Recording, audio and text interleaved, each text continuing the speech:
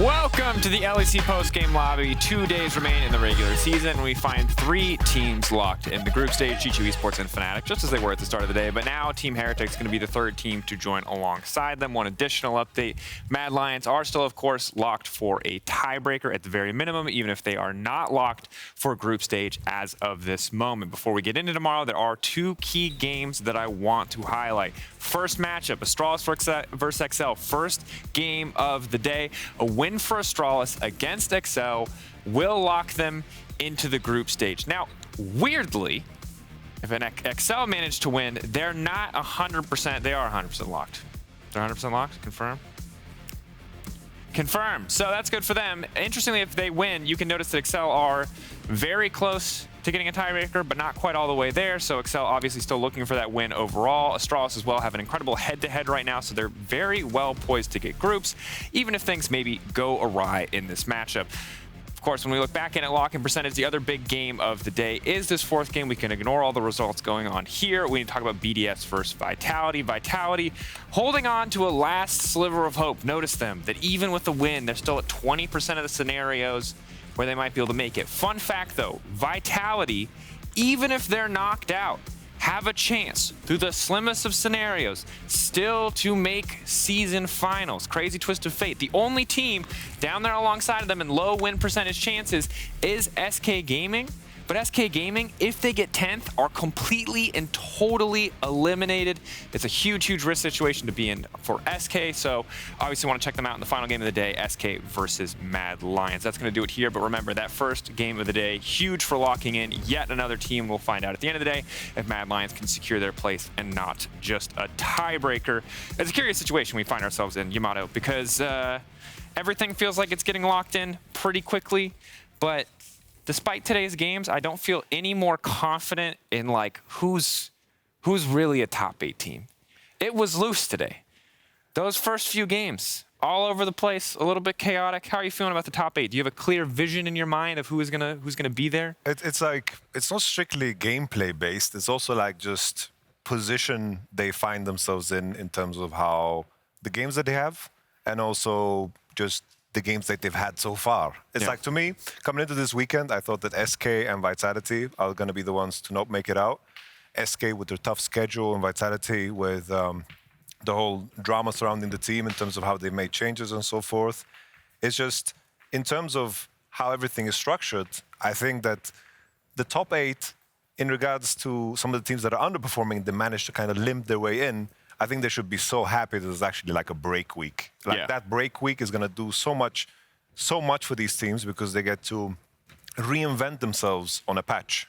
Like with how the format is just structured, the B1s, you get to either show a convoluted, very strong version of yourself, or the complete opposite, a very, very bad version of yourself. And I feel like we always see either or. Like, either we see a really, like a team that pops off and just does super, super well on the patch, and then they can't transfer that coming into the BO3s, or we see those teams that just kind of drown in the format. So I love the format change in essence, because everything is always on the line. There's so much pressure, and the intensity of everything really amplifies all of the stress factors that the players and the staffs and the teams need to kind of go through. So it's always interesting. I'm happy that I can kind of perceive it from the outside as a coach, because in my mind I'm starting to think, like, how would I plan out the season? Because I believe like all of the work happens before the BO1 start. Because if you manage to find yourself in a position where things are going super, super bad week 1, to bounce back in 3 days of scrims, and sometimes not scrimming, it's very, very difficult and a daunting task. So it's interesting how a team like Team Heretics and Fnatic that didn't do so well in spring, they had more time to breathe, more time to regroup, make the correct roster changes, and now just come in completely reinvigorated. And we've seen in this format, more important than any other format we've had historically, the momentum is everything. Because as you've highlighted, it's just a few weeks. And I think doubly so in this season, it's good to have that break week, because you talk about teams who are scraping by. Maybe they've got an edge on the patch. Maybe they've gotten a few games or a few Barons that have gone in their favor. Your brand new patch, straight into best of 3s. Best of 3 is already a different beast, and you have a patch that's essentially a completely different game. you're looking at a complete overhaul for some teams. And while we're probably inclined to give teams like G2, Fnatic, benefit of the doubt, Heretics even as well, Mad Lions, as you start to go further and further down, as the teams are locking later and later, you look at those teams and go, well, for Astralis, we know they're praying for a different patch. But for Excel, who are very heavily leveraging those scaling options, those scaling picks, it starts to be these red blinking lights. Are you going to be able to adapt, turn around, change your team so completely in such a tight amount of time? It's a big, big ask for teams in an already incredibly tight competitive season to, flip everything upside down, essentially. 100%. And I think also momentum, the positive momentum can sometimes become poisonous in a sense where when you hit your first true wall, for example, Fnatic, sure they lost against G2, but you can walk away from that game saying, oh, the Drake fight and our draft, these are things that we can adjust, we can walk away from that. But maybe if a best of 3 becomes controversial and maybe they need to, face tougher challenges, how does that dynamic, figure that out? Because now everything is going good. When a team is winning, it's very easy to maintain positive energy, bring that energy to practice and maintain that momentum. But when you face controversy, that is the true test. And I think, as you mentioned, that is the key difference when we think about the experience a team like G2 and Mad Lions have gone through. This is going to be the edge that they're holding over everybody else, because as you go deeper and deeper, it gets tougher and tougher.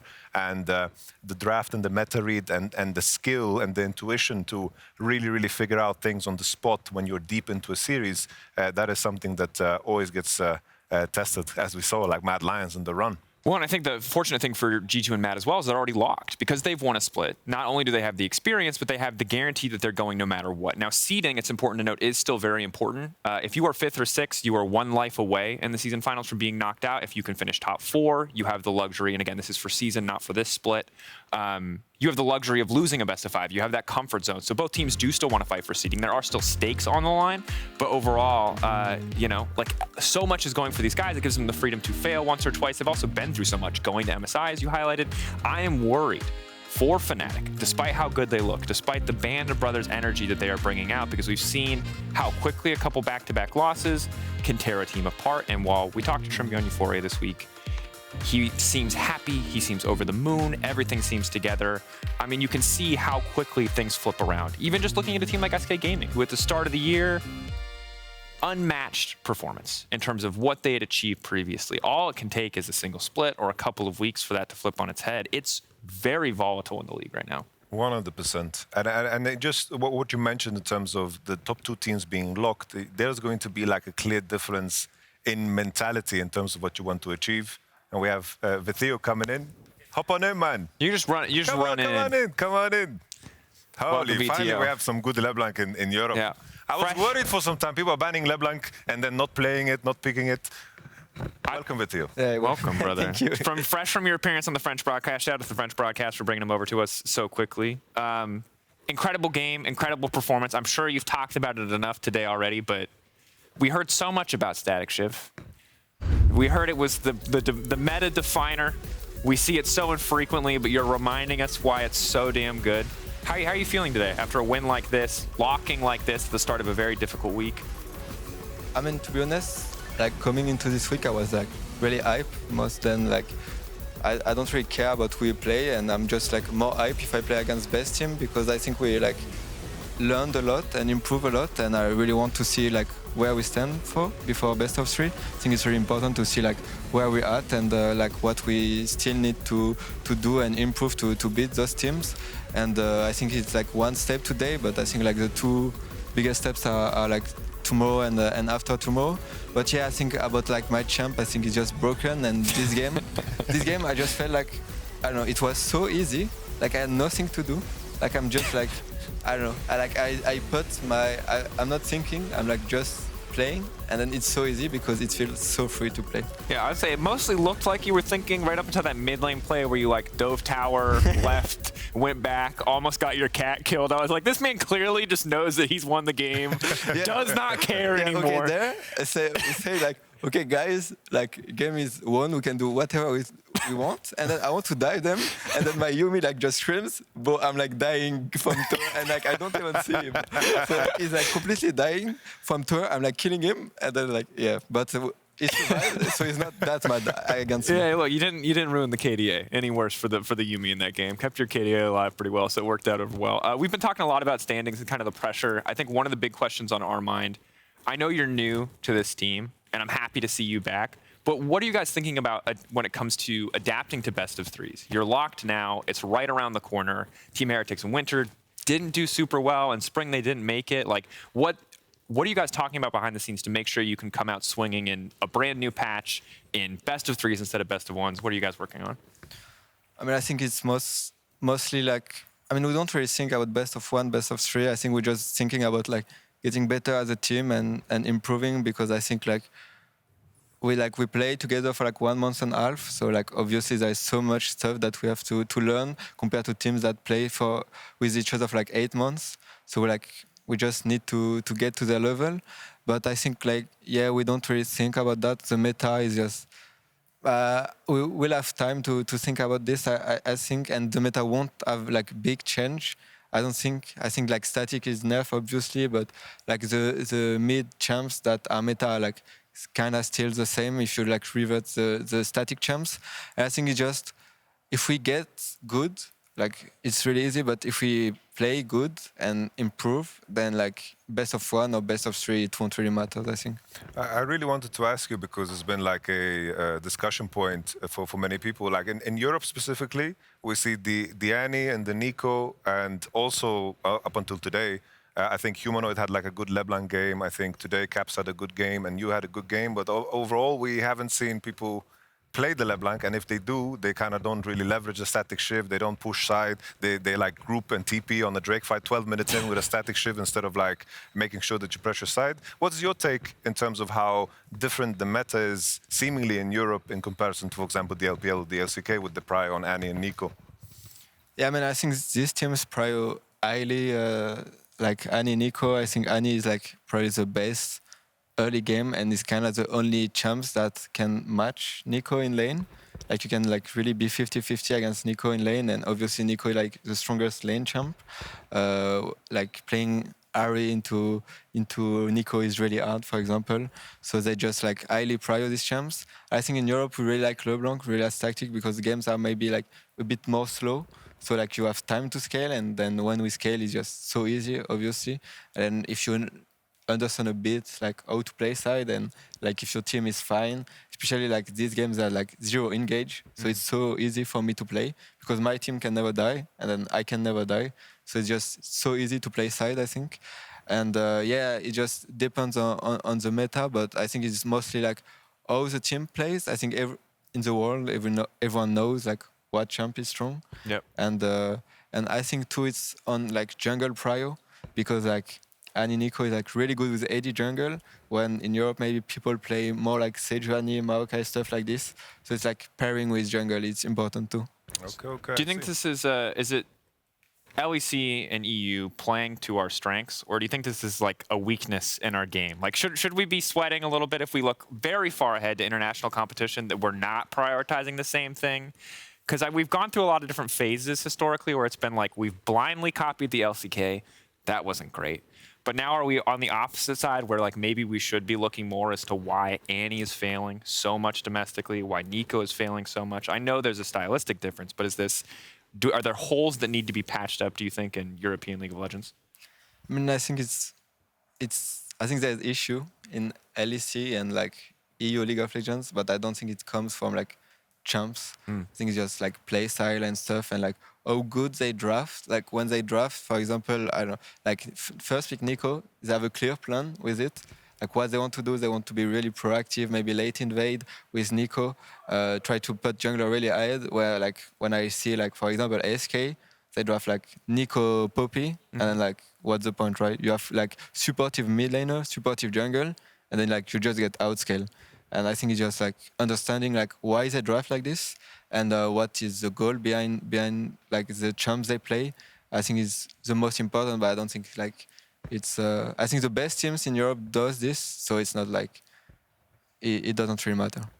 That's good. That's kind of what I wanted I would to also add, I think, I want to have your take on this. In terms of how fights are approached, I feel like often we have this. I noticed that in a lot of cases when players play the Annie and the Nico, that they do this thing where they are showing. It's like you're posturing for a Drake and you are grouping up as 5, and I feel like there is a big lack of spatial awareness in terms of how to use flanks and actually create space for your opposition. I think often, especially with how the mid wave has changed, what I've noticed some of the Korean teams do and the LPL mid laners is that on each neutral wave, rather than being on the wave as a mid laner, they just hover and fork to both pressure the mid laner and the bot lane at the same time. And I feel like this is something that is missing because I think almost on automatic, I see a lot of the mid laners just with Annie and Nico, they're always showing. I think these champions, they become so much larger when they're actually like leveraging Fog of War. So I'm hoping to see this type of improvement too. Yeah, I mean, I agree, and I think like that's something we saw in MSI a lot. Like when you compare like EU and like LPL and LCK team fights, it's like they're almost never 5. Like someone will always find flank, especially with the Annie and stuff like this with the Ari. They will like always find flanks, come for different angles. Where like when you watch like EU plays, it's like 5 fronts, and then it was unplayable. Like, and you can really see. I think there's like not that many players that really know how to position in team fight and what your role is as like Annie or other Ari, like where you want to flank, like with which champ, and yeah, I think that's something for sure that Europe can learn from LPL and LCK. I'm looking forward to that because I love good team fighting. And that's one thing that I feel like we've had some moments this season. We've had some great fights for sure, don't get me wrong, but I'm hoping it's like, as long as we can team fight good, I think that's what we learned at MSI. No matter how good your early game is, how many 2K, 3K gold leads did we get against T1 just to lose team fights over and over again. Team fighting, I like it. It's a good angle.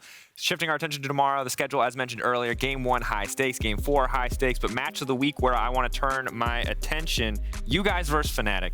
Noah 90 KDA. Can you cut it in half, Vetheo? Can you third it? Can you knock the KDA down? That's a total meme point. How do you feel about the matchup versus Fnatic? I mean, I think that's kind of what I was saying. I think Fnatic is top 2 team in Europe, and I want to see like where we're at against this top 2.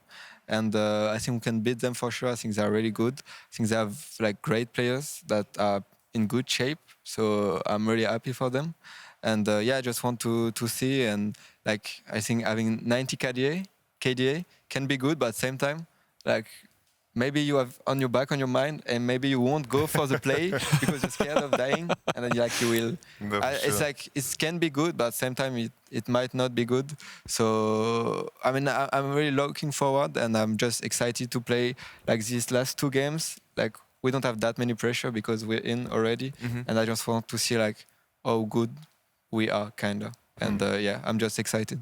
Yeah. I think, 1, it's good to have you back, and 2, I like what I'm hearing from your teammates and from yourself as well. It's really cool that despite kind of the long-term pressure of needing to make season finals, then needing to make top 4 to make worlds, it feels like you guys are all very focused, 1 game at a time.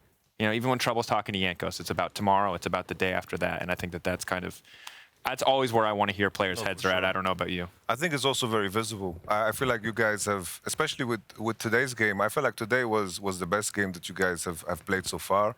I think some of the victories were shaky at times, but I think there's like a clear development. And today's match really gets me excited for the matchup tomorrow, because all of a sudden in my mind, I only get to see the BO1s. I feel like it's becoming so much closer. And I'm also happy from the viewpoint of, you know, watching you as a player, considering how the year went. It feels like you've been really managed to reinvent yourself and show what you are capable of in Team Heretics. And I'm excited to see the progress of Team Heretics and also Vetheo.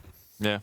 Feeling good? Feeling good about the year just to end out? Yeah, I mean, I'm happy. I was happy before today. I'm like glad that this game went that good, even though I wanted it to be longer because I feel like I didn't have time to play. Like it was like really easy, and I didn't feel like I was playing. I don't know, but I really want to play tomorrow. Then, like I just want to be tomorrow and play. I can't wait. I cannot wait to see it. That's going to do it for us from here from PGL. I'm a terrible host. I forgot my phone to get the PGL selfie. We'll get it right after the show ends. Do you have your phone? No, see, we're immaculate professionals. We don't bring our phone. We'll get it after air. We'll put it on. We're not prepared. We don't have phones. Don't know what to say. There's got to be an event where they would yell at us for that. Anyway, if you missed any of the action, the rebroadcast begins in just a few minutes on Twitch. The LEC returns tomorrow with Ready Check at 5:45 p.m. CEST. We'll see you tomorrow. Thank you again, Vetheo, for joining us. Good night, everybody else. We'll see you back here tomorrow.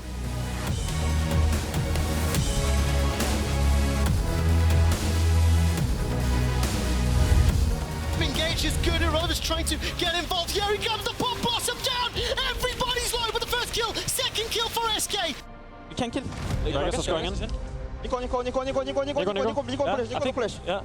We're winning. Look, Jinx. I kill out, okay? Jinx no press. You're winning. Even? Yeah. We're double. Now Finn gets a gigantic leader. The slide and glide and a flawless Empress Divide. Bow down to the mid lane god of leader. Keeps Photon alive, and the latest first blood of summer is secured. It's Photon's Renekton, backed up by Douglas's Maokai. 2 kills, 2 assists for Vitality in the... Okay. He's silenced. Front to back. Drake. It's gone disastrously for Vitality. It is an absolute disaster for Vitality. For the moment, Exhaust now down on Peach. Peach locked up, and Hansama just opens up first blood to the Draven. Game over. For a while, if they wanted, Abadage catches Caps, and the roots come out, and the feathers fly as Patrick. Hey, I'm gonna kill them all here, okay? Nico up here, shield flash. Yeah, I will take Santa. Yeah. Kill Nico. I'm mega huge. Yeah, we win this shit. Go. I have heal for you. I'm dead. Come to me. You're never dead. Please stop saying you're dead, man. Like, you're never dead. Because we have Azir, a failures, and I have 2 items. Wait, this is a play. Can you go here? Let's go. Over the wall now. Hammer down, and Varzok steals it and flashes out on his back. But Yoya is looking for a snack. Jumps forward. Jankos still surviving. And Jankos somehow still alive as the triple comes in. Is out. Vetheo looking to make it for Jankos. Secures it, and it's an ace for the Heretics.